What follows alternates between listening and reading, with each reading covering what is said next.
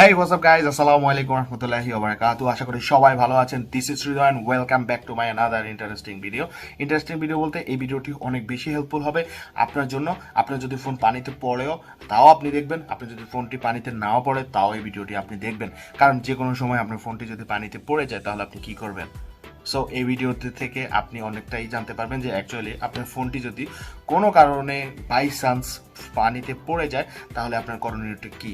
তো চলুন কথা না বেরিয়ে ভিডিওর মূল টপিক্সে চলে যায়। মূল টপিক্সে যাওয়ার আগে আপনার কাছে আমার প্রতিনিয়তের মতো একটি রিকোয়েস্ট থাকবে, প্লিজ যদি আপনি চ্যানেলটি সাবস্ক্রাইব করে না থাকেন তাহলে অবশ্যই চ্যানেলটি এখনই সাবস্ক্রাইব করে নেবেন, কারণ আপনার একটি সাবস্ক্রাইব আমার চ্যানেলের জন্য অনেক বেশি হেল্পফুল। সো সাবস্ক্রাইব করে সাথেই থাকবেন। আমি একটা জিনিস বুঝলাম না, মানে তোমার কমেন্ট করে ফাটাই ফেলাই দাও, কিন্তু এর যে সাবস্ক্রাইব করতে যায় তোমাদের তো সমস্যা হয় কিসের জন্য? আমি এই জিনিসটা বুঝলাম না। এই সামান্য একটা সাবস্ক্রাইব করতে তোমাদের কি মেগাবাইট শেষ হয়ে যায় নাকি সাবস্ক্রাইব করতে? হ্যাঁ, তো গাইস, ভিডিও টপিক্স তো আগেই ইন্ট্রোতে বলে দিয়েছি। তো অ্যাকচুয়ালি ধরেন আপনার একটি ফোন, অনেক শখের ফোন। এখন আসলে বর্তমান সময় কিন্তু অনেক ফোন, ম্যাক্সিমাম ফোনগুলো কিন্তু ওয়াটারপ্রুফ হয়ে থাকে। তো প্রথমে একটা কথা বলি, আপনার ফোনটি যদি ওয়াটারপ্রুফ হয়ে থাকে তাহলে আপনি সবার আগে জেনে নেবেন যে আপনার ফোনটি কতক্ষণ সময় পানিতে থাকতে পারে। অ্যাকচুয়ালি ওয়াটারপ্রুফ ফোন মানে এই না যে আপনার ফোনটি সারাক্ষণ পানিতে থাকবে। তো আপনার ফোন যে কোনো সময় কিন্তু যে কোনো একটা নির্দিষ্ট টাইম আছে, ওই টাইমের ভিতরে যদি আপনি ফোনটি পানি থেকে না ওঠান তাহলে কিন্তু আপনার ফোনটি ড্যামেজ হয়ে যাওয়ার সম্ভাবনা রয়েছে, মানে ডেড হয়ে যেতে পারে। সো এটা অবশ্যই মাথায় রাখবেন, আপনার ফোন ওয়াটারপ্রুফ এটা দেখেই কিন্তু লাফাবেন না, ঠিক আছে? তুমি ঠিক তো দাও কেন? ওকে, তো সেকেন্ড হচ্ছে আপনার ফোন বাই চান্স, ধরেন আমি একটা এক্সাম্পলের জন্য একটা ফোন নিয়ে বসেছি। বাই চান্স যদি আপনার ফোনটি পানিতে পড়ে গেল, তাহলে পানিতে পড়লে আপনি ফোনটি কি করবেন? যে বিষয়টা থাকবে সেটা হচ্ছে, ধরুন আপনার ফোনটা পানিতে পড়ে গিয়েছে। তো পানিতে পড়ে যাওয়ার সাথে সাথে সবচেয়ে গুরুত্বপূর্ণ বিষয় হচ্ছে যে আপনার পানিতে পড়ে যাওয়ার সাথে সাথে তুলেই আপনি সবার প্রথমে ফোনটি সুইচ অফ করে দিবেন, মানে আপনি ফোনটি অফ করে দিবেন সাথে সাথে। মানে যতক্ষণে পানিতে পড়বে ততক্ষণেই তো আপনি ওঠার ট্রাই করবেন, সাথে সাথে ফোনটি কিন্তু অফ করে দিবেন। তো অফ করে দেওয়ার পরে যদি আপনাদের ফোনে যদি ব্যাক কভার খোলার মতো অ্যাবিলিটি থাকে, আমার এই ফোনটি এই ফোনটি খোলা যাবে না। তো আপনাদের যদি কোনোভাবে ব্যাক কভার খোলার অ্যাবিলিটি থাকে বা যদি খুলতে পারেন তাহলে আপনারা অবশ্যই চেষ্টা করবেন যে আপনারা মোবাইলের ব্যাক কভারটি খুলে ব্যাটারিটাকে কানেকশান থেকে ছুটিয়ে ফেলবেন, মানে কানেকশান থেকে আলাদা করে ফেলবেন। তো যখন আপনি একটি ফোন পানিতে পড়বে, ফার্স্ট কাজ হচ্ছে আপনি দ্রুত তুলে ফোনটি সুইচ অফ করে দিবেন। সেকেন্ড হচ্ছে যদি পারেন ব্যাক পার্টটি খুলে ব্যাটারিটি খুলে ফেলবেন। আর সেকেন্ড হচ্ছে আপনারা নিজেরা মাতবাড়ি করে আপনারা সেটাকে ওপেন করবেন না প্লিজ, তাহলে আপনি ওপেন করতে গেলে সেখানে অনেক ধরনের সমস্যা হয়ে যেতে পারে। এমন হতে পারে আপনার ফোনটি চিরদিনের জন্য ডেড। তো এটা না করে আপনাদের সর্বপ্রথম কাজ হচ্ছে আপনারা টিস্যু নেবেন। টিস্যু নিয়ে ভালো করে আগে ফোনটা মুছবেন, উপরে যতটুকু মোছা আপনার দ্বারা পসিবল মুছবেন। মোছার পরে এই যে স্পিকার বামগুলো থাকে, এই যে স্পিকার যে র্যাম্পগুলো আসছে, চার্জিং পোর্ট রয়েছে এবং হেডফোন জ্যাক রয়েছে, তারপরে আপনার এই যে এখানে ইয়ার স্পিকার রয়েছে।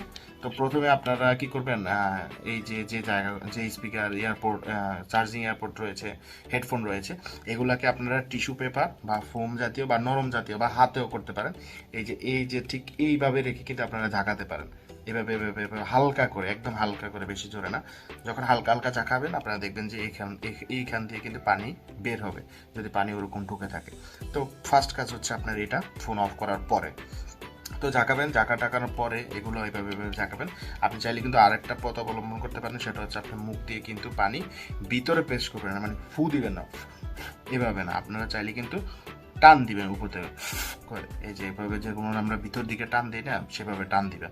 টান দিলে আপনার পানিগুলো কিন্তু ভিতর থেকে চলে আসতে পারে। তো এই হচ্ছে আপনার প্রাথমিক কাজ। হ্যাঁ, প্রাথমিক কাজ এটা শেষ। এখন তারপরে আপনার যে সেকেন্ড যে চিকিৎসাটি রয়েছে সেটা হচ্ছে আপনারা পুরো ফোনটাকে অ্যাকচুয়ালি টিস্যু দিয়ে, বা যদি টিস্যু না থাকে তাহলে সফট কাপড় দিয়ে পুরোটা মোড়াবেন।